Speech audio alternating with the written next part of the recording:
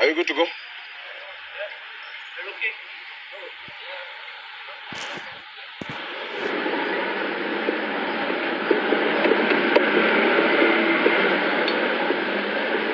No, last time, unfortunately, we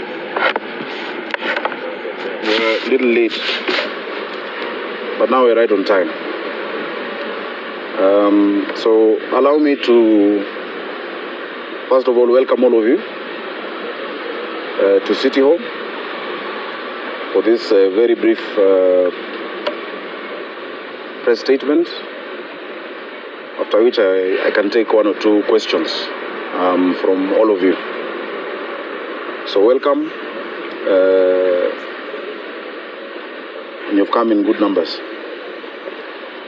I'd like to address the issue that you all know has been happening between the Nairobi County Government and Kenya Power and Lighting Company. And this matter has had a history. You know, it has been a matter running over many years, where the county has claimed money owed to it, around 4.5 billion, 4.9 billion to be exact. And Kenya Power had claims against the county. Initially, the claim was at 3 billion. We undertook a joint verification exercise over a whole year, where we looked at meters and accounts. We found some of those meters and accounts not being within the purview of Nairobi County. Some were very far away. And ultimately we settled. You know, we're both governments. We settled on an amount, and we agreed on a payment process. The county government is mandated to collect fees and charges as well, because the people of Nairobi want services. The people of Nairobi want their roads fixed. They want, garbage collected. They want medicine in hospitals. And so there has been a long-standing issue around the bailiffs, which previously used to be paid but had not been paid for a long time. Now, in the same way that when you don't pay electricity, Kenya Power disconnects you, the county government has remedies under the National Rating Act 2024, which was signed into law by our President, William Ruto, that stipulates actions that can be taken by the county government.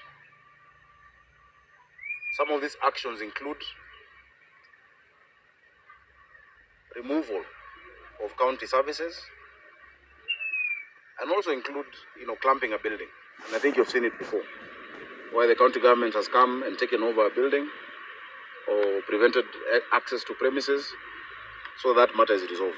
However, I'm happy that today we've had a meeting, a fruitful meeting, with the leadership of the Ministry of Energy, led by Cabinet Secretary Opio and I.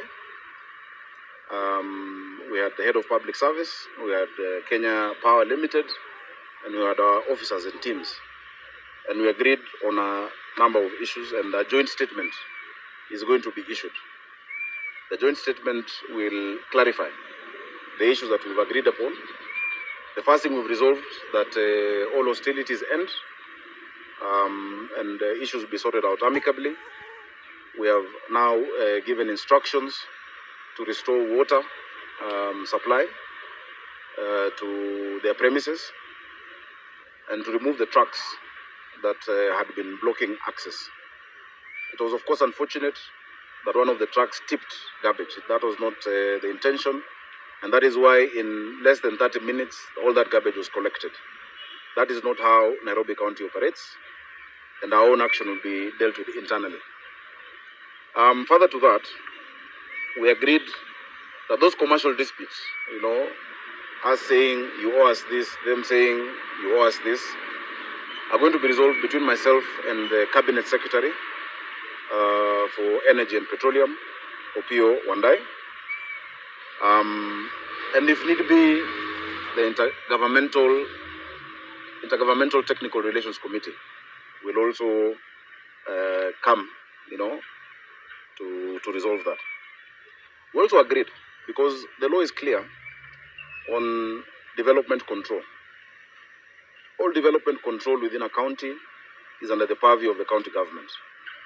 Whether it is power lines, whether it is electricity transmission, that is under PLUPA, Physical Land Use Planning Act 2019, as well as its schedules. In specific, the third schedule. And so the issue of wayleaves will be discussed. That one we shall agree together. Already, the summit, which is chaired by His Excellency the President and attended by all governors in the country, agreed that all government institutions must adhere to development control regulations. And now I'm very happy with many of them, especially Kenha, where before doing a road or before doing any development, they seek approval and concurrence with the county government. We have seen proliferation of lines and fiber and cutting down of trees to create space for that activity which is commercial. But we've resolved it amicably. So I think further to that, because we've resolved all those issues, and really, really, no one wishes for such a situation. We had meetings as recently as December and agreed this is how we'll be solving our issues. But when you just disconnect us at will, then we're also entitled to enforce. But an eye for an eye, we will lose our sight, and that is not the country that we want. But I'd also like to take this opportunity as a notice, because we're doing a lot of work in this city. We're building stadia, we're building schools, ECDs, we're building hospitals, we're feeding children, we're sorting out, you've seen the cleanup work that is happening. Everybody must pay their fair share of what is required in this county. And so this notice is to now, beyond that issue, to all ratepayers in Nairobi. The deadline for payment of rates is March of 2025. You can get your bills on www.nairobiservices.go.ke or dial *647#. I think it's good to remind all of us of our responsibility. The National Rating Act 2024 provides in section 19(2) that where a person who has been properly served with a demand notice defaults in paying rates or those charges from the county government may, one, levy a penalty at the prevailing central bank rate, deny certain county services, institute a suit against the defaulter, create a charge against the rateable property by notifying the registrar in charge of land, or apply any methods to recover rates as specified under this act or any other method as authorized by law. You can also appoint a receiver on the rateable property to recover rent from tenants. We've seen it before, some buildings here, I think very close to us, where the county for a while was able to recover the rents directly. Attachment of debts or auction of property, and usually that is the last resort. So that is our statement. Tumesema ya kwamba uhasama wote uishe, tumekaa chini, tumesikizana, tumekubaliana, na ilikuwa jambo ambalo hata ilikunipendeza mambo ya kumwaga takataka. Hiyo malori yalikuwa yazibe tu vile sheria inakubali. Na ndio maana kwa muda mchache sana waliweza kukota hiyo taka. Lakini leo baada ya mkutano tumeondoa hata hizo magari, zimeondolewa, kumefunguliwa, maji inarudishwa, pamoja na huduma zote ambazo county inazingatia, kwa sababu tumekubaliana ni njia gani hizo deni ambazo tunawadai zitalipwa. Zile zetu tulikuwa tushakubaliana njia ya kuwalipa polepole, kwa sababu deni za zamani sana, lakini lazima ulipe kidogo ile ya zamani na pia ya sasa, ili yote iwe sambamba. Na sote tuko na jukumu la kuheshimiana, tuko na jukumu la kuangaliana wote kama mandugu.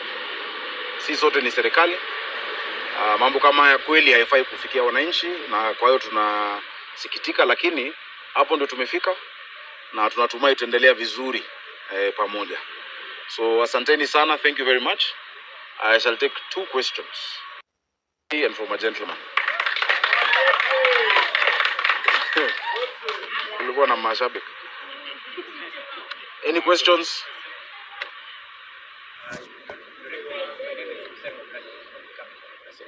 Pole? Bradley. Yes.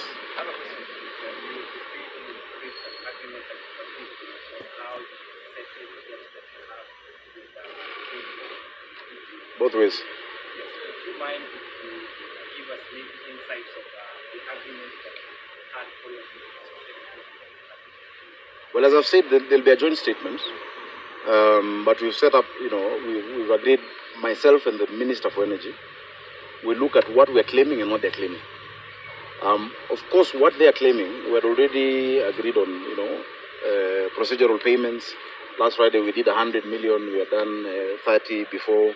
And so every month we agreed we do 60 of the debt and 40. And remember, it's a long-standing debt from the days of the city council, But the first thing was for them to recognize their debt, which they have said that session between myself and the minister should be able to unlock. Because ordinarily you will say, I am asking them for 4.9 billion. They're asking me for 1.5. Si wakate tu alafu wanipatie change, But it doesn't work that way, unfortunately, in government. Courts are the last resort. What happened is the last resort, and it's truly regrettable. But it is, it can't unhappen, and we're here now, and so, and we're happy, that the head of public service has emphatically said that all ministries, because there are many with bills, there are many who don't pay for their rates, there are many who may not have been paying, different things. Everyone should take responsibility for what they owe the country. Hawa wananchi wanahitaji huduma. Wakiona shimo kwa barabara wanasema ni Sakaja, lakini watu walipo. Unajua si lazima ilipo. Unasema nitoe dimple kwa barabara, lakini siwezi ziba na Big G. Nahitaji lami na nahitaji kuilipia na kununua. And so that is why I've spoken about the enforcement. And this year we're going to be very firm on enforcement of rates. Some people have been waiting not to pay, waiting for a waiver. There is no waiver this year. There is no waiver. There is no waiver. The deadline is March. We're going to do enforcement. And we're going to follow the provisions of the law. There was a second one, maybe the lady. Ramogi.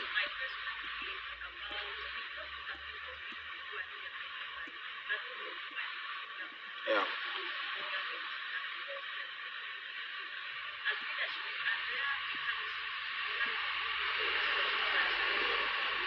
Yeah. Yeah.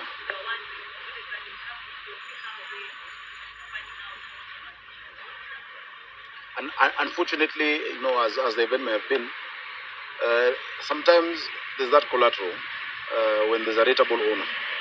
The person who's a rateable owner of that property is Kenya Power. And so when you enforce against them, you might have a tenant, and it's really regrettable what they have to go through. We went and told them, look, we can come and sort the thing out together. We'll even plant and beautify the place, because you must also show the people that we're not enemies. We're not sisi maadui. In the same way, when they disconnect this building, citizens suffer also. And you can't access services. You can't take a lift up, and so there's also damage to the people who are here. We have tenants, we have banks that are tenants at Annex, and so government should not deal in that way. I agree 100%. That is not how we should be dealing. And moving forward, we shall both endeavor to exhaust all those avenues. As I've said, we've had several meetings, including one just in December. Yeah. Asanteni sana. Mungu awabariki. Ya mwisho kabisa. Yes, Willie. Yeah.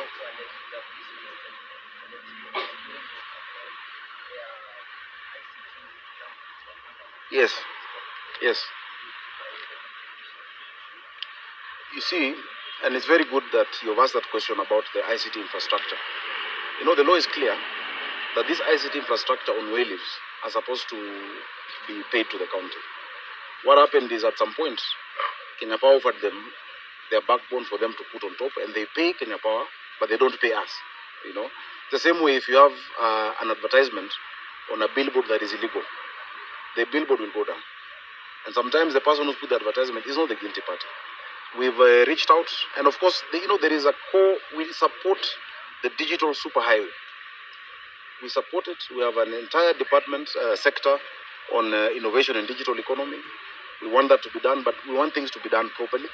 And I think this forum that we've now created between ourselves and the national government should be able to provide, a way forward. We've also spoken to the ISPs and the telcos yesterday. We're going to be meeting them to also tell them how they can be further compliant, because they want to just provide a service. And it's unfortunate, when you disconnect the internet, there are businesses, there's even schools that are connected to fiber and they don't get access. It's really unfortunate. It's nothing that we like to do, It is what it is. We have to get things done. Yeah. So asanteni sana. Mungu awabariki. Tuliwakaribisha chai lakini labda revenue. Asanteni and may God bless you. Thank you.